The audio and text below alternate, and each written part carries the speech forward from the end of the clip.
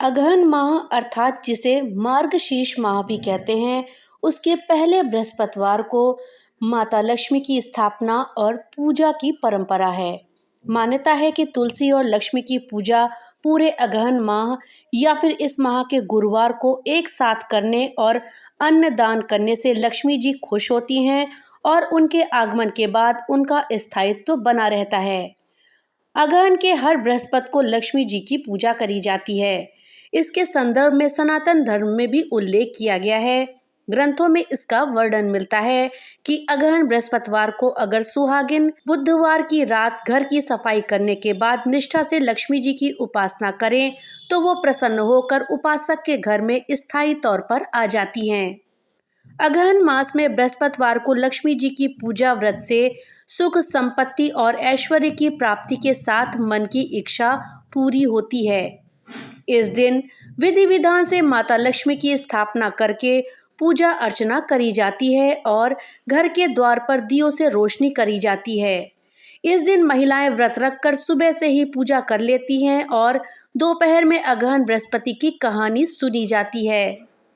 इस दिन घर के मुख्य द्वार से लेकर आंगन और पूजा स्थल तक चावल के आटे के घोल से आकर्षक अल्पनाएं बनाती हैं। इन अल्पनाओं में माता लक्ष्मी के पांव विशेष रूप से बनाए जाते हैं। इसके बाद गुरुवार सुबह ब्रह्म मुहूर्त से ही माता लक्ष्मी की भक्ति भाव के साथ पूजा अर्चना करें। इसके बाद उन्हें विशेष प्रकार के पकवानों का भोग लगाएं। अगहन महीने के गुरुवार पूजा में माता लक्ष्मी को प्रत्येक गुरुवार को अलग अलग पकवानों का भोग लगाने से उनका आशीर्वाद प्राप्त होता है। उसके बाद शाम होते ही माता लक्ष्मी के सिंहासन को आम, आंवला और धान की बालियों से सजाएं और कलश की स्थापना करके माता लक्ष्मी की पूजा करें। इस अवसर पर आस पड़ोस की महिलाओं, बहू बेटियों को प्रसाद खाने के लिए विशेष रूप से निमंत्रण दें। इस प्रकार अगहन अर्थात मार्गशीर्ष माह में हर घर में माता लक्ष्मी की स्थापना करके विधि विधान से पूजा अर्चना करके माता का आशीर्वाद प्राप्त करें। श्री महालक्ष्मी की व्रत कथा, अगहन बृहस्पति व्रत कथा, गुरुवार की व्रत कथा, इसे श्रवण और पठन करने से दुख और दरिद्रता दूर हो जाती है। श्री महालक्ष्मी माता की कृपा से सुख संपत्ति ऐश्वर्य प्राप्त होता है और मन की इच्छाएं पूरी होती हैं। अब आइए जानते हैं अगहन बृहस्पति व्रत की कथा, विधि और नियम क्या हैं। दोस्तों, वीडियो में आगे बढ़ने से पहले आपसे एक छोटी सी रिक्वेस्ट है कि अगर अभी तक आपने वीडियो को लाइक नहीं किया है तो कृपया वीडियो को लाइक कर दें और ज़्यादा से ज़्यादा शेयर करें, जिससे कि ये जानकारी अधिकतर लोगों तक पहुंच पाए। और हाँ, अगर चैनल पे पहली बार आए हैं तो कृपया चैनल को सब्सक्राइब कर दें और बेल आइकन दबाना ना भूलें, जिससे कि मेरी वीडियो सबसे पहले आप तक पहुंच सके। तो चलिए वीडियो में आगे बढ़ते हैं और जानते हैं कि अगहन बृहस्पति व्रत की पूजा विधि क्या है, व्रत कथा क्या है और इसके नियम क्या हैं। दोस्तों, ये व्रत पूजा करने से माता लक्ष्मी प्रसन्न होती हैं तथा घर में सुख शांति और धन संपत्ति प्राप्त होती है। ये व्रत करने वाले स्त्री तथा पुरुष दोनों मन से स्वस्थ और आनंदमय होने चाहिए। इस व्रत को अगहन महीने के प्रथम गुरुवार से शुरू करना चाहिए। विधि नियम के अनुसार हर गुरुवार को महालक्ष्मी व्रत करें। श्री महालक्ष्मी की व्रत कथा को पढ़ें। लगातार 8 गुरुवार को व्रत का पालन करके अंतिम गुरुवार को समापन कर दें। वैसे यह व्रत पूजा पूरे वर्ष भर भी कर सकते हैं।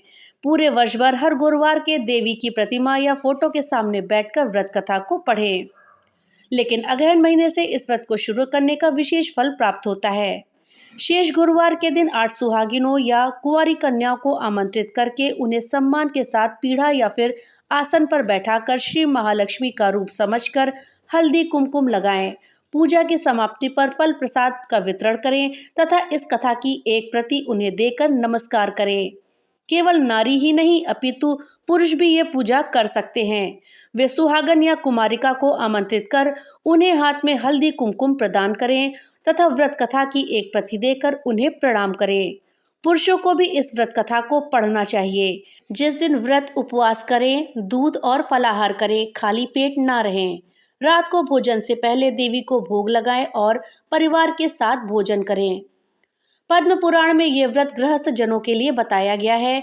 इस पूजा को पति पत्नी मिलकर कर सकते हैं। अगर किसी कारण से पूजा में बाधा आए तो औरों से पूजा करवा लेनी चाहिए, पर खुद उपवास अवश्य रखें। उस गुरुवार को गिनती में ना लें। अगर किसी दूसरी पूजा का उपवास गुरुवार को आए तो भी ये पूजा की जा सकती है। दिन या रात किसी भी समय ये पूजा की जा सकती है।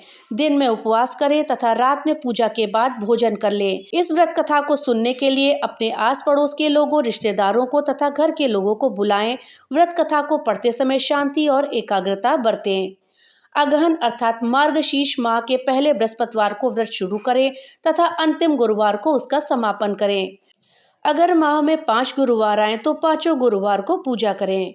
इस पूजा को करने के लिए किसी ब्राह्मण पुरोहित की आवश्यकता नहीं होती है। हर कोई अपनी भक्ति से पूजा कर सकता है। एक दिन पूर्व ही घर को गोबर से लीप लें या फिर गीले कपड़े से पोंछ लें। इसके बाद एक ऊंचे पीढ़े या चौकी पर या छोटे मेज पर बीच में थोड़े से गेहूं या चावल रखकर एक साफ सुथरे तांबे या पीतल के लोटे को पानी से भरकर चावल या गेहूं पर रखें। पानी में सुपारी, कुछ पैसे और धूप डालें। ऊपर से लोटे में चारों तरफ 5 तरह के पेड़ के 5 या 7 पत्ते डालकर बीचों बीच एक नारियल रखें। उस नारियल पर देवी का फोटो बांधकर या चिपकाकर रख दें और लोटे पर हल्दी कुमकुम लगाएं और साथ ही उस लोटे के गले में लोटे के हिसाब से लहंगा बांध दें और नारियल के ऊपर एक छोटी सी चुनरी भी चढ़ा दें। साथ ही देवी की प्रतिमा या फोटो को पूर्व दिशा में मुंह करके या उत्तर दिशा में मुंह करके स्थापित करें। इस व्रत की कथा की पुस्तक में जो फोटो है उसको भी सामने रखें तथा पूजा शुरू करें। इसके बाद आचमन करें और कहें ओम केशवाय नमः, ओम नारायणाय नमः, ओम माधवाय नमः। इन तीनों मंत्रों को पढ़कर प्रत्येक मंत्र से एक एक आचमन करें। फिर ओम गोविंदाय नमः बोलते हुए हाथ धो लें। फिर देवी को फूलों से जल का छींटा देते हुए स्नान कराएं और हल्दी कुमकुम लगाएं। पुष्पहार अर्पित करें, धूप दीप जलाएं। फिर इसके बाद भोग लगाकर महालक्ष्मी व्रत के महात्म का पाठ करें। शुरू में महालक्ष्मी का नमन अष्टक का पाठ करें। फिर देवी को प्रणाम करके कथा का पठन करें। कथा की समाप्ति पर देवी की आरती उतारें और उन्हें प्रणाम करें। रात को फिर से देवी की पूजा करें, मिष्ठान का भोग लगाएं तथा गौ माता के लिए भी अन्न रखें और दूसरे दिन सुबह गौ माता को उनका हिस्सा अर्पित कर दें। इसके बाद परिवार के सदस्यों के साथ मिलकर भोजन करें। दूसरे दिन स्नान करने के पश्चात कलश में लगे हुए पत्तों को निकाल करके घर में अलग अलग जगह पर रख दें और कलश के पानी को समुद्र, नदी, तालाब, कुएं या फिर तुलसी की क्यारी में डाल दें। जिस जगह पूजा की हो वहां पर हल्दी कुमकुम छिड़क कर 3 बार प्रणाम करें। इसी प्रकार महीने के हर गुरुवार को करें। मार्गशीर्ष माह के 4 गुरुवार हो तो 4 और 5 हो तो 5 को इसी प्रकार से पूजा करें। पद्म पुराण में कहा गया है कि जो कोई भक्त हर वर्ष श्री महालक्ष्मी जी का यह व्रत करेगा उसे सुख, संपदा और धन का लाभ होगा। कुछ लोग इसको केसरी व्रत भी कहते हैं, परंतु इस व्रत में किसी खास रंग के परिधान की कोई जरूरत नहीं होती। इसके अलावा महालक्ष्मी मंत्र, चालीसा, आरती इत्यादि का भी पाठ करना चाहिए। श्री अगहन बृहस्पति व्रत कथा या श्री महालक्ष्मी व्रत की कथा के श्रवण और पठन करने से दुख दरिद्रता दूर हो जाती है। श्री महालक्ष्मी माता की कृपा से सुख, संपत्ति, ऐश्वर्य प्राप्त होता है और मन की इच्छाएं पूरी होती हैं। श्री महालक्ष्मी माता के अनेक रूप तथा नाम हैं। भूतल में वे छाया, शक्ति, तृष्णा, शांति, जाति, लज्जा, श्रद्धा, कांति, वृत्ति, स्मृति, दया, तुष्टि, माता, अधिष्ठात्री और लक्ष्मी के रूप में स्थित हैं। उन्हें प्रणाम करते हैं। कैलाश पर्वत पर पार्वती, क्षीर सागर में सिंधु कन्या, स्वर्ग लोक में महालक्ष्मी, भूलोक में लक्ष्मी, ब्रह्मलोक में सावित्री, ग्वालों में राधिका, वृंदावन में रासेश्वरी, चंदन वन में चंद्रा, चंपक वन में गिरजा, पद्म वन में पद्मा, मालती वन में मालती, कुंदन वन में कुंददंती, केतकी वन में सुशीला, कदम्ब वन में कदम्बमाला, राजप्रसाद में राजलक्ष्मी और घर घर में गृहलक्ष्मी इन विभिन्न नामों से पहचानी जाती हैं। इस तरह सर्वथा चारों ओर सर्वभूत में सुपरिचित माता श्री महालक्ष्मी की ये कथा है। अब हम इसका श्रवण और पठन करेंगे। दोस्तों, कथा के अनुसार भारतवर्ष के सौराष्ट्र देश में द्वापर युग की ये कहानी हुई है। सौराष्ट्र के उस समय भद्रश्रवा नाम के राजा थे। वे बड़े पराक्रमी राजा थे। 4 वेद, 6 शास्त्र, 18 पुराणों का उन्हें ज्ञान था। उनकी रानी का नाम सूरज चंद्रिका था। रानी दिखने में सुंदर और सुलक्षणा थी तथा पतिव्रता भी थी। उन दोनों को 7 पुत्र तथा उसके बाद एक कन्या का वरदान मिला। कन्या का नाम श्यामबाला था।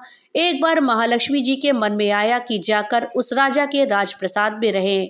इससे राजा को दुगनी धन दौलत की प्राप्ति होगी और वो इस धन दौलत से अपनी प्रजा को सुख दे पाएगा। गरीब के घर अगर रहें तो उसे धन दौलत प्राप्त हो जाए तो वो स्वार्थी की तरह केवल अपने ऊपर ही खर्च करेगा। ये सोचकर श्री महालक्ष्मी जी ने बूढ़ी ब्राह्मण स्त्री का रूप धारण किया। हाथ में लाठी लिए लाठी के सहारे रानी के द्वार पर पहुंची। यद्यपि उन्होंने बूढ़ी औरत का रूप धारण किया था, पर उनके चेहरे पर देवी का तेज था। उन्हें देखती ही एक दासी सामने आई। उसने इनका नाम, धाम, काम, कर्म पूछ डाला। वृद्ध ब्राह्मणी का रूप धरे हुए माता लक्ष्मी ने कहा, बालिके, मेरा नाम कमला है। मेरे पति का नाम भुवनेश है। हम द्वारिका में रहते हैं। तुम्हारी रानी पिछले जन्म में एक वैश्य की पत्नी थी। वो वैश्य बहुत गरीब था। दरिद्रता के कारण हर रोज घर में झगड़े होते थे तथा उसका पति रोज उसे मारता था। इन बातों से तंग आकर वो घर छोड़कर चली गई और जंगल में खाली पेट भटकने लगी। उसकी इस दुर्दशा पर मुझे दया आ गई। तब मैंने उसे सुख संपत्ति देने वाली श्री महालक्ष्मी की कथा सुनाई। मेरे कहने पर उसने श्री महालक्ष्मी का व्रत किया। श्री महालक्ष्मी प्रसन्न हुई और उसकी गरीबी दूर हो गई। उसका घर संसार, दौलत, संतति, संपत्ति में बदल गया। बाद में पति पत्नी दोनों परलोक सिधार गए। लक्ष्मी व्रत करने के कारण वे लक्ष्मी लोक में रहे। उन्होंने जितने साल महालक्ष्मी का व्रत किया उतने हजारों साल तक उन्हें सुख मिला। इस जन्म में उसका जन्म राजघराने में हुआ, परंतु वह श्री लक्ष्मी का व्रत करना भूल गई है। उसे याद दिलाने यहाँ मैं आई हूँ। बुढ़िया की बातें सुनकर दासी ने उन्हें प्रणाम किया तथा श्री महालक्ष्मी का व्रत किस तरह से किया जाए इस बारे में पूछा। बुढ़िया रूप धारण किए हुए श्री महालक्ष्मी माता ने दासी को पूजा की विधि बताई तथा उसकी महिमा बताई। इसके बाद वो दासी माता को प्रणाम करके रानी को अंदर बताने चली गई। राज वैभव में रहते हुए रानी को अपने ऐश्वर्य पर बहुत घमंड था। संपत्ति और अधिकार की वजह से वो उन्मत्त हो चुकी थी। दासी द्वारा बताई गई बुढ़िया की बातें सुनकर वो आग बबूला होकर राजद्वार पर आकर बुढ़िया रूपी श्री महालक्ष्मी पर बरस पड़ी। उसे यह मालूम नहीं था कि श्री महालक्ष्मी माता बुढ़िया का रूप धारण किए हुए द्वार पर आई हैं। परंतु रानी का इस कदर रूखा बर्ताव तथा अपना अनादर देखकर माता ने वहां ठहरना ठीक नहीं समझा। वे वहां से चली गईं। राह में उन्हें राजकुमारी श्यामबाला मिली। उन्होंने श्यामबाला को सारी बात बताई। श्यामबाला ने अपनी ओर से श्री महालक्ष्मी माता से क्षमा मांगी। माता को उस पर दया आई। उन्होंने श्यामबाला को श्री महालक्ष्मी व्रत के बारे में बताया। उस दिन अगहन अर्थात मार्गशीर्ष माह का पहला गुरुवार था। श्यामबाला ने परम श्रद्धा से महालक्ष्मी का व्रत करा। उसके फलस्वरूप राजा सिद्धेश्वर के सुपुत्र मालाधर से उसका विवाह हो गया। वो धन दौलत ऐश्वर्य वैभव से माला माल हो गई।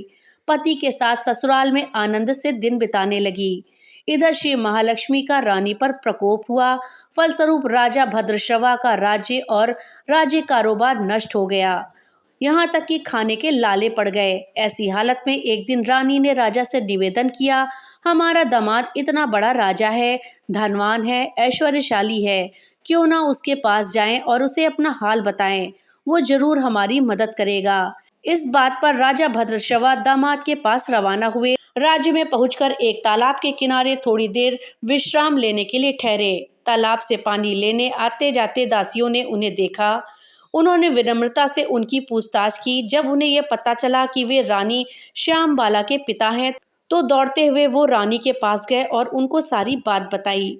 रानी ने दासी के हाथ राज परिधान बेचकर बड़े ठाट से उनका स्वागत तथा आदर सत्कार किया, खान पान करवाया। जब वे लौटने लगे तो सोने की मोहरों से भरा घड़ा दिया।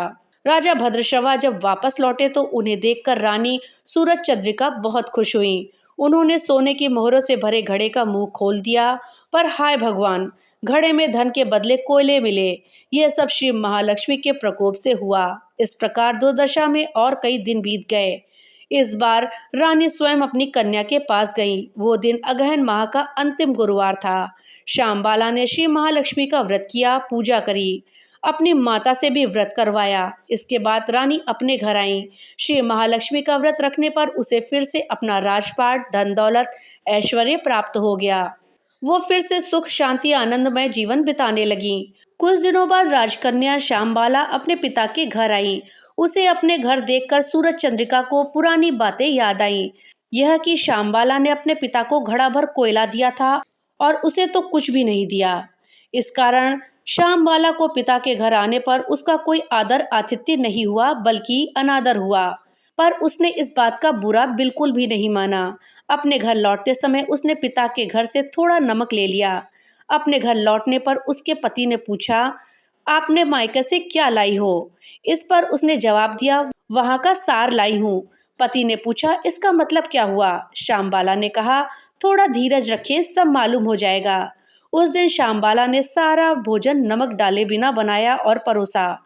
पति ने खाना चखा, सारा खाना बिना नमक था, इसलिए स्वाद न आया। फिर श्यामबाला ने थाली में नमक डाला, इससे सारा भोजन स्वादिष्ट लगने लगा। तब श्यामबाला ने पति से कहा, यही है वो मायके से लाया हुआ सार। पति को उसकी बात सही लगी। फिर वो दोनों हंसी मजाक करते हुए भोजन करने लगे।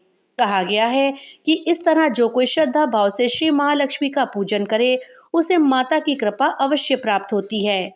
सुख संपत्ति शांति प्राप्त होती है, सभी मनोकामनाएं पूरी होती हैं।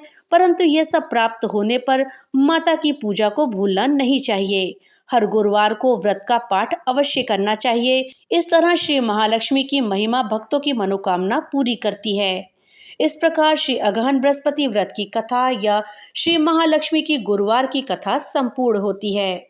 दोस्तों, अगहन मास को मार्गशीर्ष माह क्यों कहा जाता है? क्योंकि हिंदू पंचांग के अनुसार वर्ष का 9वां महीना अगहन कहलाता है। अगहन मास को मार्गशीर्ष नाम से जाना जाता है। अगहन मास को मार्गशीर्ष कहने के पीछे भी कई तर्क हैं। भगवान श्री कृष्ण की पूजा अनेक स्वरूपों में व अनेक नामों से करी जाती है। इन्हीं स्वरूपों में से एक मार्गशीर्ष भी श्री कृष्ण का ही एक रूप है। शास्त्रों में कहा गया है कि इस माह का संबंध मृगशिरा नक्षत्र से है। ज्योतिष के अनुसार नक्षत्र 27 होते हैं, जिनमें से एक है मृगशिरा नक्षत्र। इस माह की पूर्णिमा मृगशिरा नक्षत्र से युक्त होती है। यही वजह है कि इस मास को मार्गशीर्ष के नाम से पुकारा जाता है। भागवत के अनुसार भगवान श्री कृष्ण ने भी कहा था कि सभी माह में मार्गशीर्ष श्री कृष्ण का ही स्वरूप है। मार्गशीर्ष मास में श्रद्धा और भक्ति से प्राप्त पुण्य के बल पर हमें सभी सुखों की प्राप्ति होती है।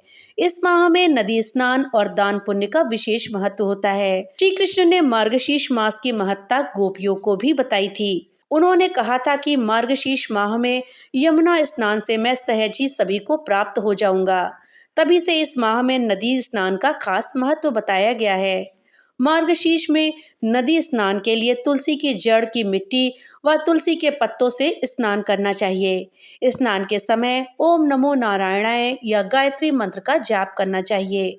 कहा जाता है कि मार्गशीर्ष के महीने में जो भक्त भगवान श्री कृष्ण के मंत्र का जाप करता है, उसकी सभी इच्छाएं और मनोकामनाएं पूरी हो जाती हैं। तो दोस्तों, ये थी मार्गशीर्ष महीने में किए जाने वाले बृहस्पतिवार के महालक्ष्मी व्रत की विधि, कथा और जानकारी आपको कैसी लगी, हमें कमेंट बॉक्स में लिख करके जरूर बताइएगा।